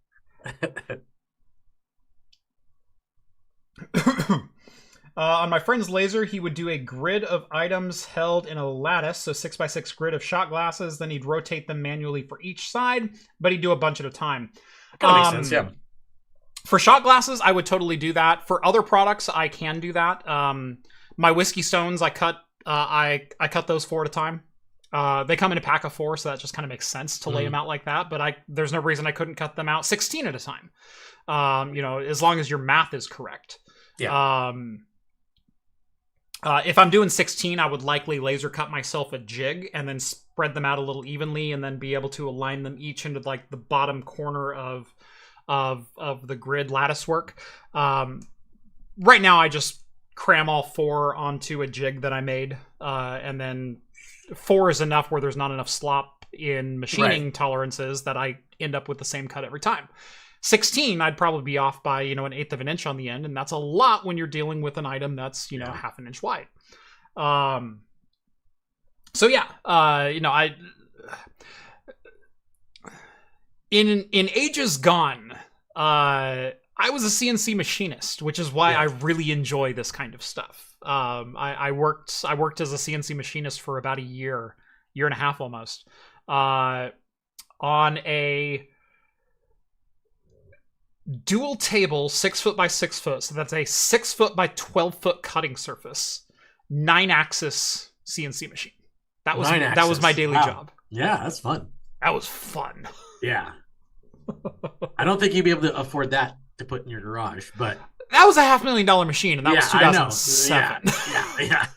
Maybe you can find it on eBay. You don't know. Yeah.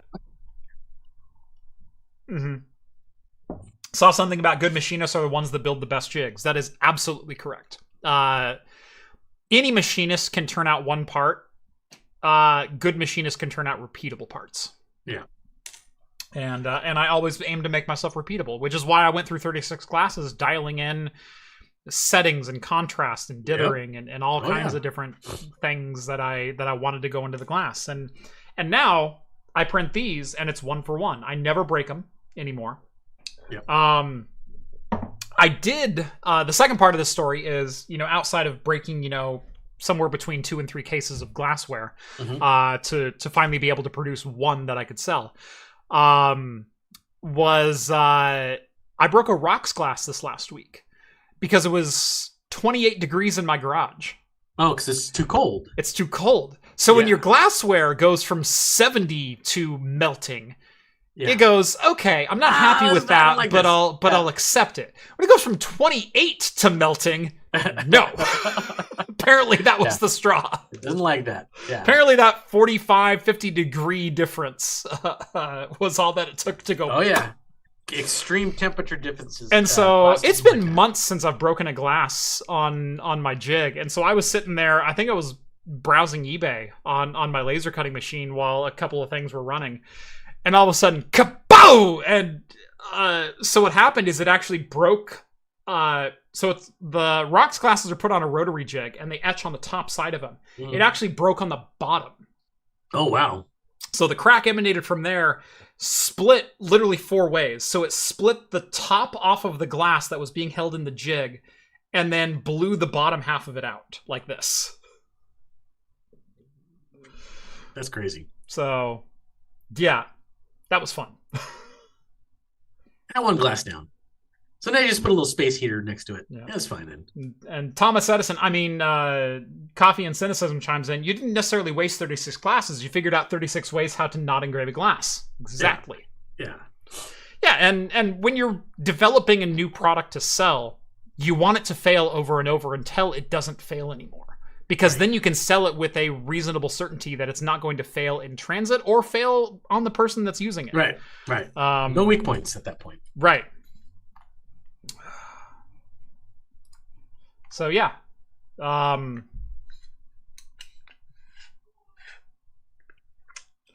Yeah, I mean, like I said, I'm getting some screwdrivers in. I'm getting 20 of these packs of screwdrivers in. And it's only because I've been happy using them for like 8 months in my shop, and I haven't rounded off a bit. They hold in here all magnetically, so None of the bits They don't fall out on you. It's awesome. They're all individually labeled. It's a beautiful kit. And I think I can sell these for like $10 a piece. So $10 is an awesome deal for something. Right. Like that. Yeah. Right. Magnetized and everything. Might be 12. I haven't. Still, don't quote me on the final price. An but... extra $2 is totally acceptable. Right.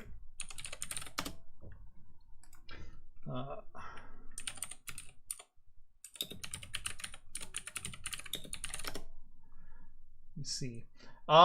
This same kit is. Hey, look at that! $11 on Amazon. There you go. I think I can sell these for somewhere between 10 and 12. So literally, I'm going to be competing with Amazon, but my logo is going to be on here in multiple locations. So, and that's another reason why you don't want to, or you don't even need to put it on Amazon, because when people who like your channel are going to want to buy your product, there's not a layman or just somebody out there who doesn't know your channel that's going to search Amazon, and then your product's going to come up and it's like, I don't know who this craft computing guy is, but I'll buy his for $1 more. That's not going to happen. So you don't need to put it on Amazon. Right. You're much better off doing your own distribution. Depending on what your market is, Amazon takes between 10 and 30% anyway. Yeah. So the other goal of this, of running my own shop, was to be a good little American and seize the means of production. Own the entire process top to bottom. Own the shipping and receiving. Own the product manufacturing. Own the procurement and everything. I've worked with a couple different merch companies now, and I honestly wasn't happy with them. They were great to work with at first. But a couple companies just slapped my logo that I gave them on things when I said, hey, wouldn't it be cool to take my logo and do this neat little thing with it? And then what I got back was literally my PNG file just slapped onto a piece of merch. Yeah, and it looks like garbage. Yeah. Excuse me. Yeah. Even if you did drop ship, you're still taking a large cut. Yeah. So yeah, I don't want to pay for someone to house merch. They come in threes. Hold on. Ugh. Screwdriver kit with an L-Cars design? Ooh. Well, you have more surface on that thing than the shot glasses. I've got a lot more surface on this one. Yeah, that would actually look more traditionally, Star Trek-y. Yeah, because it's almost like the interface at that point. Yeah. Square shot glasses, yeah, it might look a little crowded, I think, but on those, that might be a little better. Yeah. No, I could probably knock out some L-Cars on there. Yeah. Maybe. We'll get some ideas now. Yeah. My one worry about L-Cars is on my show, it's definitely Trek inspired. Okay. This was built from scratch in Photoshop. Yeah. This whole frame, this whole framework, everything that you see. Are the colors similar enough? Yeah. If Paramount came after me, they could probably tell me to stop doing this. I don't think they could sue me, but they could say cease and desist. Yeah, they might. It's close enough that they might. I don't know if they can copyright a design like that. I've seen so many L-Cars inspired things that that's the crux of it. Is nowhere in here does it say Star Trek. There are definitely some things that are sci-fi inspired, but not everything in here comes straight from Star Trek. Well, I mean, like Pi-hole has an L-Cars inspired interface. Right. And there's L-Cars things you can download for your Android phone. There's skins that you can do there. There's been so many things through the years that have been L-Cars based. I think I'm okay. Yeah.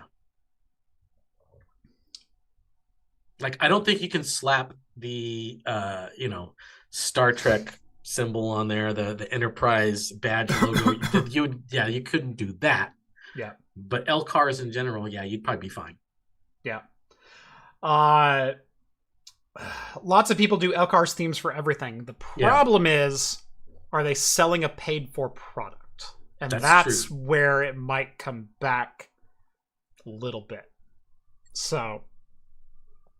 That's true. Most of the L-Car stuff I've seen has been free. Yeah. Yeah, and just because someone made something doesn't mean they were 100% in the right either. Yeah. So I feel okay with having this on here as a theme.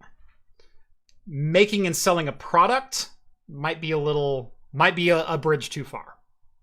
Well, what you can do instead of completely rounded edges, you could make them like 45-degree angles and then call it L cars with a K, and then you don't have to worry about it. Yeah. It'd be an interesting one for sure. Yeah. But if I get a C and D, it's coming down. Like there's no fighting that. I can't see how that would. I mean, yeah. I'm not paying for a lawyer to fight it. How's that? Right. No. I completely agree. It seems like such of a weird gray area, though, that it's like I don't know. Like there's so many L cars inspired things, but you're right. I can't think of anything on the top of my head where they actually charged me for it. It was always like, oh, because it's such a recognizable but easily replicated design. It's just basic geometric shapes. There's nothing. Yeah, but it's immediately recognizable but easy to replicate. Yeah. So it might be why they just give it away for free. It's like, and it might be whatever. Yeah, it might be they don't care. But am I going to be the one that dies on that horse? No. Dies on that hill? Excuse me. Yeah. Horse. There's a bunch of items on Amazon UK. Yeah, I can't really imagine how they can license a design like that. That seems awfully far fetched. Especially like you said, it's just basic geometric shapes. It's not anything crazy. Right.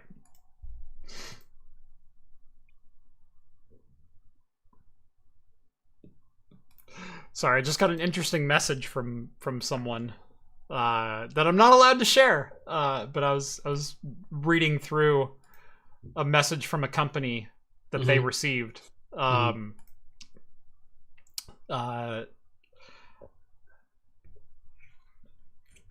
I think they worked with a company, and the company that Creator A worked with Company B. Yeah. Company B said they worked with Company C. Okay. And so Creator A makes content for Company B, in which they said they worked with Company C on designing these things, designing this product or whatever else. Company C just sent an email to Creator A that said, "We have no such relationship. Could you please correct your video?" That was just a straight up lie. Yeah. Oh my goodness. I could share that much. I can't share any names or anything like that. No names or companies or whatever. Just scenarios. Some of the things we deal with as creators, like this. Oh yeah. Yeah. No, I've got some stories very similar to that. I've got there was a company that we agreed to do a couple of pre-roll ads for, and the company reached out and said, "Hey, this is so and so, the CEO and creator of this company, and I really like your channel, and we want to do some work with you." And I said, "Okay, cool. Well, we can do reviews, we could do pre-roll ads. What do you want to do?" And they said, "Yeah, can we run a couple pre-roll ads? That'd be great." And I said, "Okay, sure." And so we ran some pre-roll ads. We then said, "Hey, we're interested in a couple of these products. Can we get these for samples and do some reviews?" Yeah. And they ghosted me. And then someone else reaches out and says, "Hey, I'm the CEO and creator of this company. We'd like to work with you." We're like, we already are. Thought we already were. Yeah. And they said, "Oh no, that wasn't us. But would you like some samples of some products?" And I said, "Yeah, that's kind of what we wanted."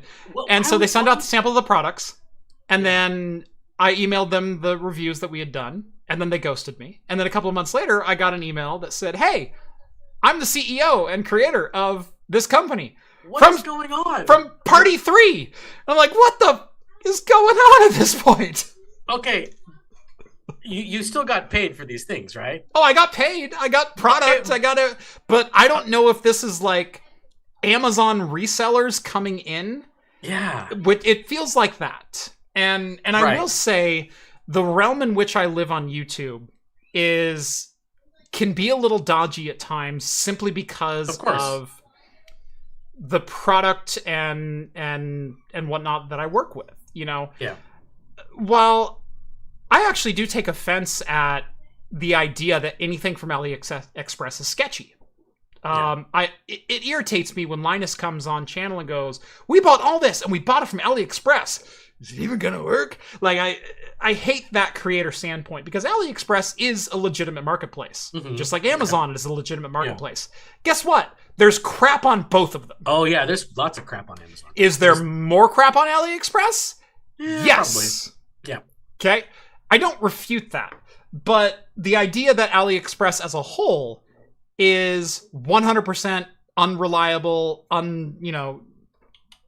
that's a nonsensical argument.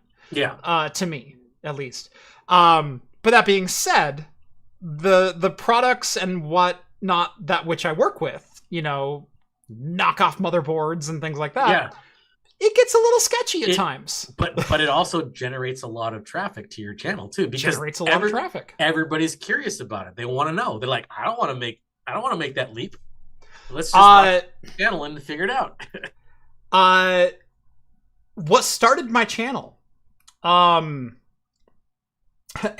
of the crap on AliExpress is also on Amazon at a slightly higher price. They get it. See? Yeah. It's just a commerce site. Yeah. The thing that started my channel, knockoff X79 motherboards. Right. Exactly. That was hugely popular. Hunanji reached out to me last month and said, "Hey, can we send you some product?" Oh, really? They're like, now you're sponsored by them. No, just now I get review samples. You just review samples. It's not a sponsorship. It's review samples. True. They're very different things. And they're probably not asking for it back either. No. Yeah. So here's the. While we're talking shop, let's get into it because I try to give a disclaimer at the beginning of every video. Sometimes I forget, but here's my relationship with X Company. X Company sent me this product for my unbiased independent review. Yeah. And that's no money changed hands. They didn't pay me to say anything. They're not paying me to promote the product. Right.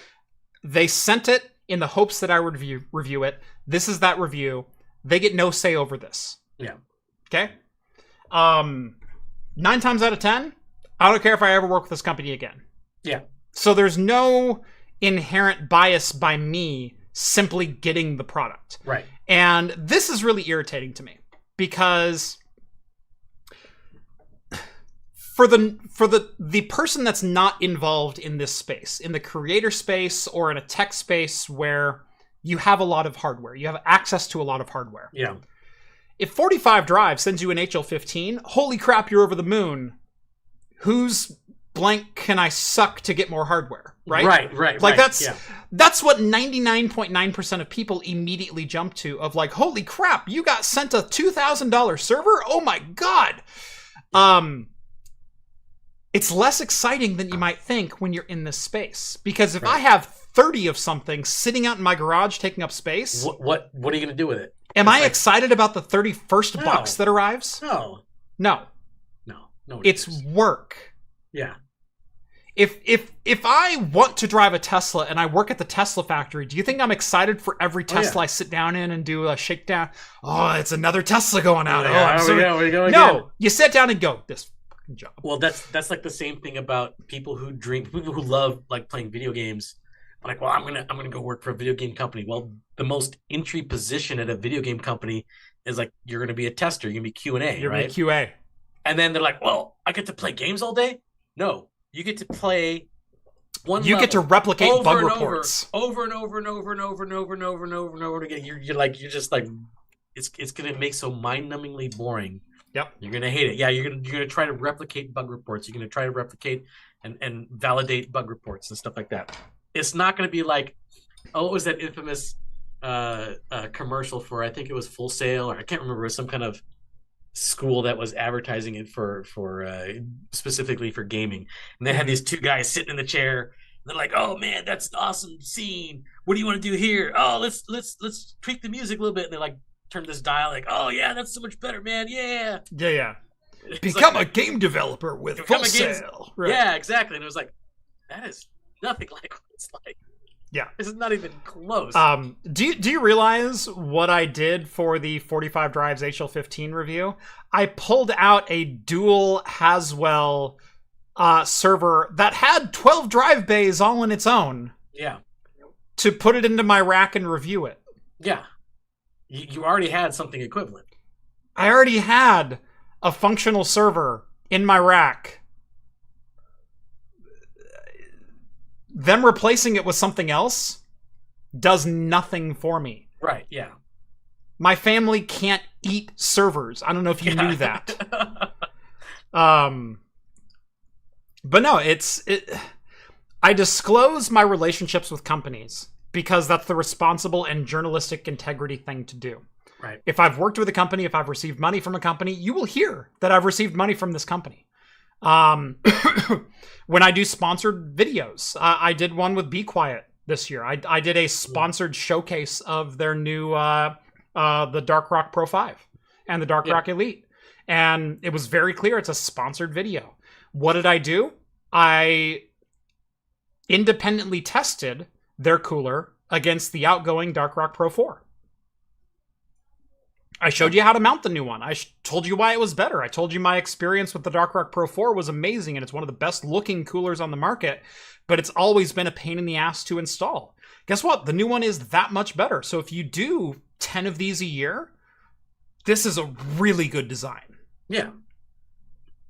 And I think that's why a lot of people like your content, especially, and we have a nice, dedicated group of lovely people out there who are all on our Discord channel. But, you know, they know that you have that integrity when you review your product. And so there's no controversy when you do it. Right. There's no, like, ifs, ands, or buts. It's like, yeah, that's good. Terrapup says, I totally agree. I got a number of small board computers that I'm getting up and running and doing videos, and it's work. The first few were fun. Now it's becoming a job. Yeah. Do you know how many of these I have at this point? Oh, yeah. Do you know how many of these that are powered by a 7840U that I have at this point?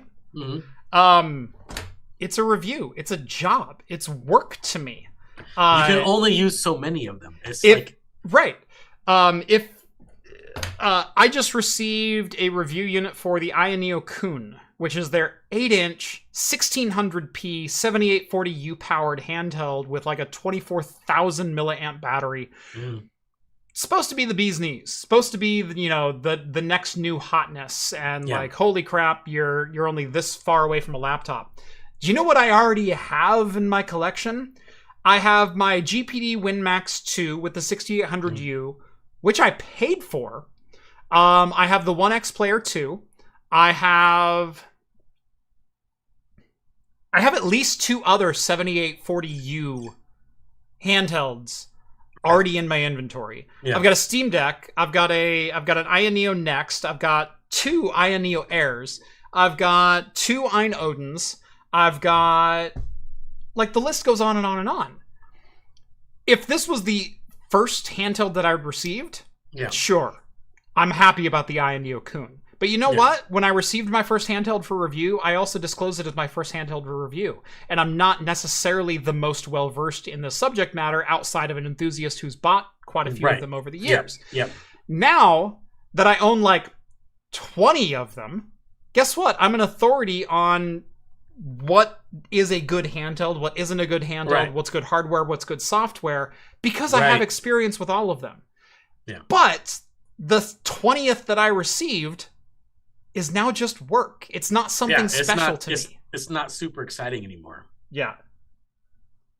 Well, then that's good, because like if you get something in that space and you get excited about it, that means it's something special.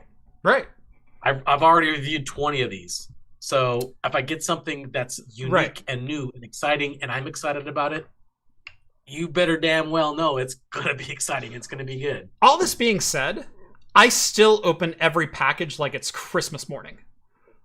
I still get course. excited about the hardware. But it's to think that there's a monetary value attached to it because a company sent it to me, and therefore my opinion is swayed because they sent me something. Right. No, they sent me work. Yeah. And I know that's hard to wrap your head around as someone who may not have a handheld PC at home and maybe wants one, or is, doing a buying decision, thing between 2 or 3 or 4 different handhelds. The only way you're going to know which handheld you should buy is if you watch a review of someone who's owned all the handhelds that you have in your list right now. Right. Guess how those people get them? They're sent them for review because those people have expertise in reviewing them. Right, exactly. It makes no monetary value to me, though. It's a weird business. No, I mean, I get it. Like a lot of people will say, if you start doing what you love as a job, pretty soon it's just going to become a job to you, right? Doesn't mean you still don't love it, but it does great. I mean, like sometimes the joy gets rubbed off a little bit. Yeah. It's raining hardware at Jeff's house. I mean, I could show off the 5. I got 4 Epics and a Threadripper from AMD in a box this week. Yeah. Intel might be sending me some Emerald Rapid CPUs, which is cool. But remember, I was one of the first reviews up with an Ice Lake review a couple of years ago from a different company entirely. And I reviewed it as such. Like, hey, this is the fastest CPU that's ever been sent to me. I'm going to review it to the best of my ability, but I don't have a full list of things. But, if you're in the market for this kind of thing, this is what I can tell you about it. Yeah. AMD just sent me a pair of 9554 64-core Epics and 9537 32-core high-frequency Epics. And a Threadripper 64-core 7980X. That all came in the same box. Well, I mean, that's still something to get you excited about. I mean, let's be honest. Oh, I'm excited. Yeah. Yeah. Is it going to change my workflow at home? No. But is it going to change my standard of living? No, but it's still exciting. Is it going to pay off a car? Is it going to pay off a credit card? But that also is it going to buy groceries for a month? It's not going to do any of that. It's hardware. That means you still love that. I still love it. And that's why I'm good at it. Yeah. Yeah, cutting edge has to be exciting. I'm not saying it's not exciting. What I'm saying is it doesn't have the monetary impact with me that it would have with someone else. If someone else was looking at purchasing their first gaming handheld, and then someone gives them a gaming handheld, that's money in hand. Oh, yeah. If I've got 19 gaming handhelds that I've received for review, and someone gives me a 20th gaming handheld for review, I wasn't going to spend that money. This doesn't equate to monetary value. Right. That's what I'm talking about. It equates to something you have to store in your house after a while. Anyone want a case? I've got like 6 Fractal Designs brand new in box out in my shed. If anyone's local and wants a case... Don't say that. You're going to get a ton of DMs now. You know what? If they'll take a couple of cases off my hands. If anyone wants a case, DM me. Oh, gee.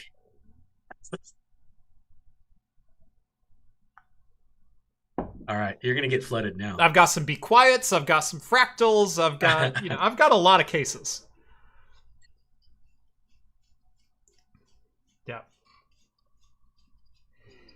Yeah. Don't mention your credit cards at Christmas time. We all have 2024 to think about. Yeah, and here's the deal. I'm still a guy who has credit card debt and a mortgage and a car to pay off and a family to feed and medical bills and like, tell me, what part of receiving an Epic 64 core helped with any of that? Yeah, it doesn't. I mean, it's exciting for you. It's fun, but right, it's exciting, and I'm thrilled that it's exciting. But you still. Okay, go ahead. Yeah. Speaking of Epic 64 cores, we have to talk about this. Yes, we do. We've been jibber jabbing for a long time here. We've been talking shop for like 30 minutes, 40 minutes almost. It's crazy. It's crazy. But you all seem to enjoy it. We held retention that whole time, which is why I kept going. So that was pretty cool.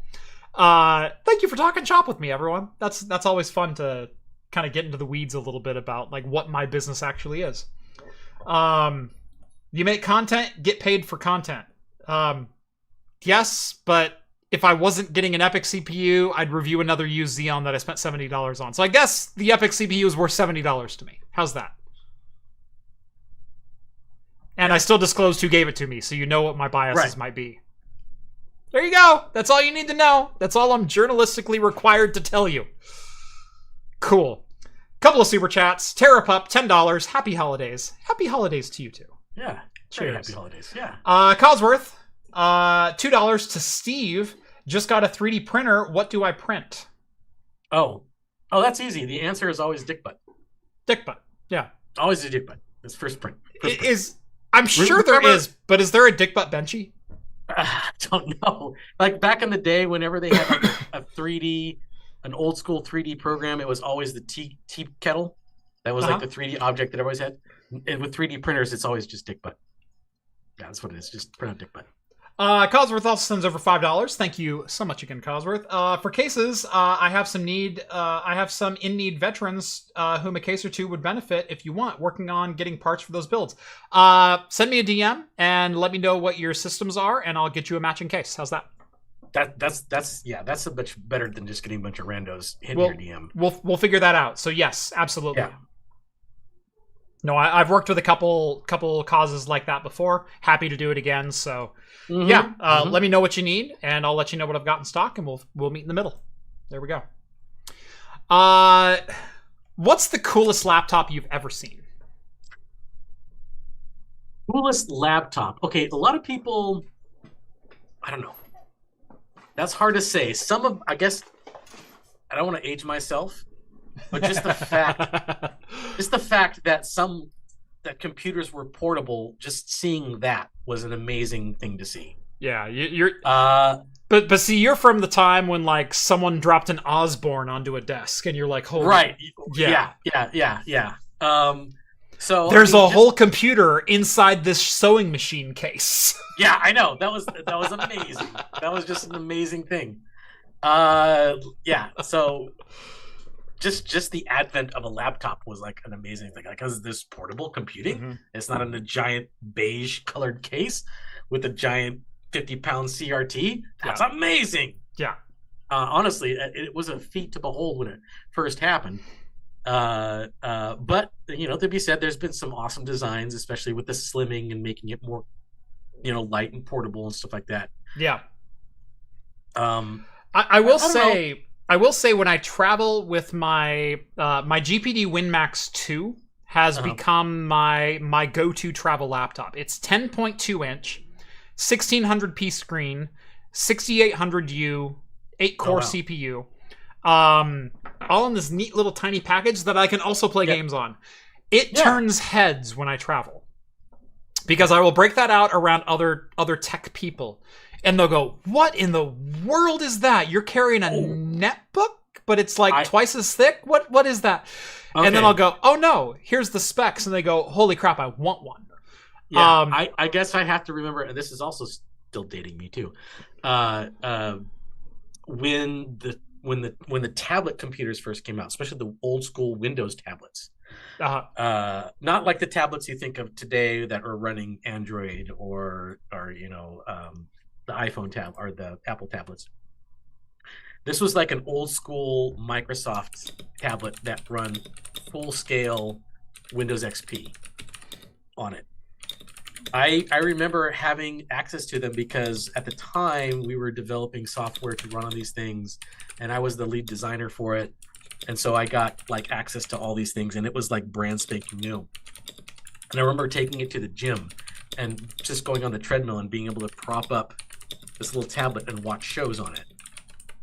And then like everybody was like turning their heads like, "What? I've never seen this before. This is crazy." Like a whole concept of a tablet that you can just walk around with was amazing to them, because that was, speaking of LCARs, was like Star Trek technology. It was like Star Trek, right? It was Star Trek, yeah, you walk around.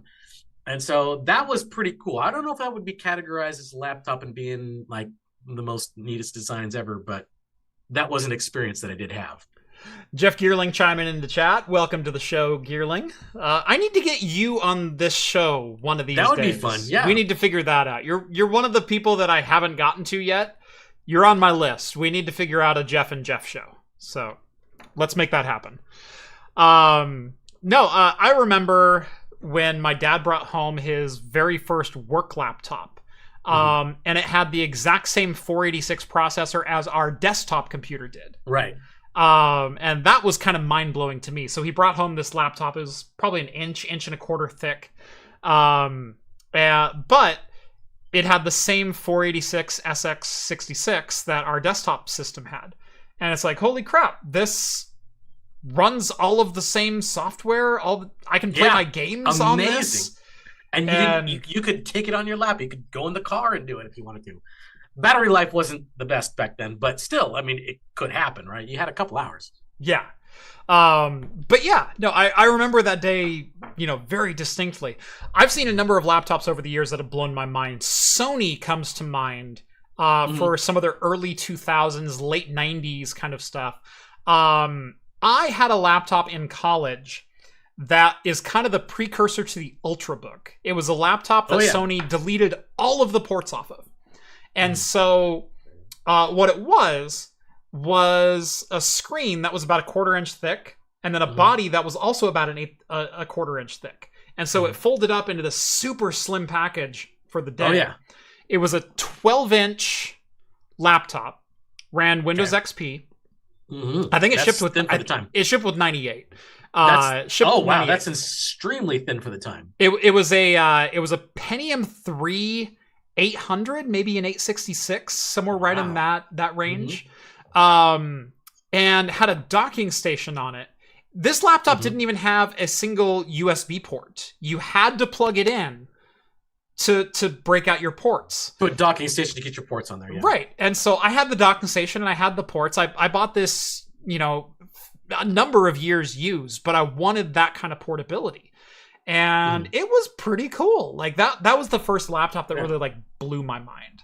Of like, holy crap, there's an 800 megahertz CPU in this thing that's less than a 1/2 inch thick when it's folded up, less than a 1/4 inch thick when it's unfolded. It gets like 3 hours of battery life. Like, Oh, and I also hacked my AT&T MediaNet subscription, which was the old AT&T internet, but not internet. But if you hacked your cell phone, you could then Bluetooth tether to your laptop and get unlimited internet for $10 a month. Right. Oh yeah. Early hack, like hacking. Yeah. So like, the 80s had their phone freakers with the like, please insert $13 for this collect call. No, thank you. The 90s was how to get free internet. The 90s was how to get free internet. And so for $10 with AT&T, you could get unlimited MediaNet and then change your login destination and it would still accept your username and you would have full internet access and then you could tether it to a laptop. And so I was going to college and they had Wi-Fi in like the forum area that you could sit at. And the Wi-Fi was god awful. Oh, but obviously, yes. I could sit there with my cell phone and I could get on the internet and I had faster internet than the Wi-Fi delivered. That was fun. Anyway. Yeah. That makes you feel like a super techie. I mean, honestly, when stuff like that happens. Now, this story harkens back to maybe your day for laptops because it's about that thick. Yes. Oh yeah. Like you think like the early, mid 2000s ThinkPads. Yeah. Very thick tank looking desktop replacement. Right. Yeah. Correct. Yeah. Some company in China. This is Jianjing, I believe is how you pronounce that. Has created this laptop. Okay? This laptop here. It's basically a 1U server. Yeah. With a 17-inch screen and a hinge that happens to go over a keyboard and a trackpad. Right. All the ports are on the front. This is housing a 64-core Genoa and an RTX 4080. Yeah, the specs are extremely impressive. For what's crammed in It's there. water-cooled, and I want one. I love this concept. I love this idea. I still think that the images they show they just scream of like prototype, maybe not actual. This to me looks like a photograph that was poorly photoshopped out. This to me looks like an actual photograph. I don't know. I would love to see the final product, because this is crazy to me. I mean, it's awesome, I want to say, but I'd like to see the final product, because this looks a little too artificial to me. Anyway, you know what? The front panel does look rendered. It looks like 2D. Yes. Yeah. The VGA port has no dimensionality. And this Ethernet port up here in particular is a little suspect, as is the wood grain there, and then the same pattern over here. So yeah, there's some skeptic hats to put on here, but what is on offer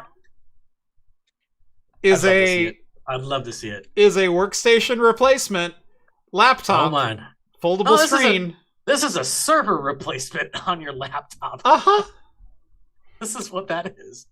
So right now it is shipping with your choice of an EPYC 9554 Genoa 64 core or a 7713 Milan 64 core. They do have different power efficiencies that they can hit, and so it does make sense to divide it between Zen 3 and Zen 4. So the Milan is a 225 watt chip. The Genoa is a 360 watt chip. So it might thermal throttle. Yeah. Yeah. It might thermal throttle in this system. The laptop GPU is an RTX 4080. It is a desktop level, but likely still a laptop die, which is the same die, but it is clocked down from the full version. Full version. So, yeah. It's set to launch on December 19th, so literally yesterday, and it's available at Taobao. Well, did you try to look to see if you can buy it? I think I need to send an email.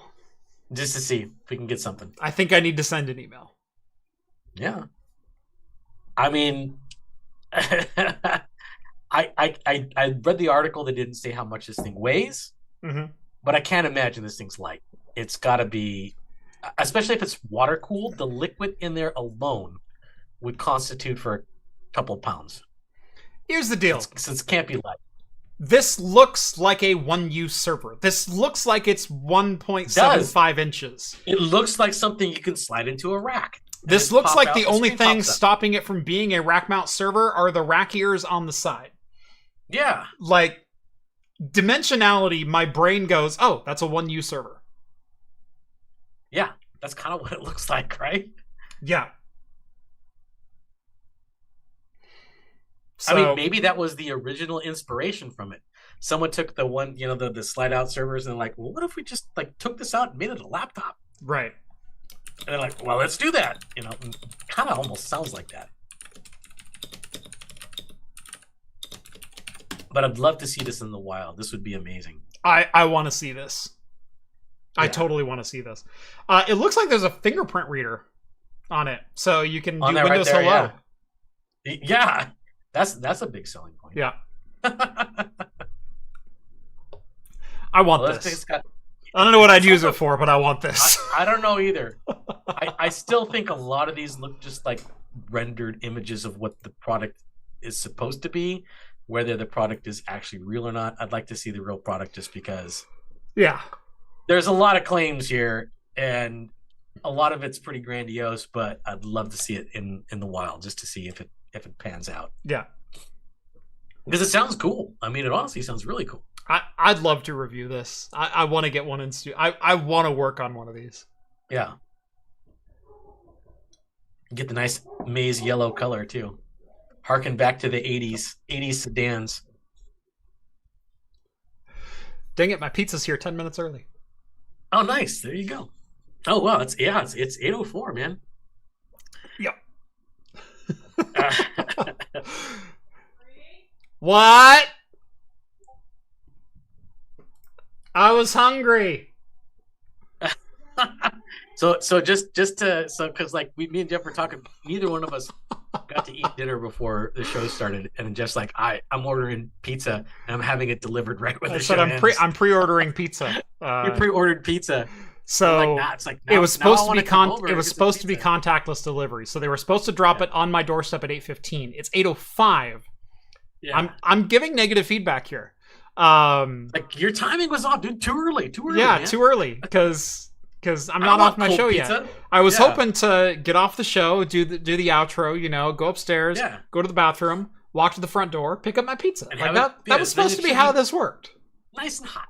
So my wife just yelled down. She goes, "Jeffrey," and I went, "I'm in trouble."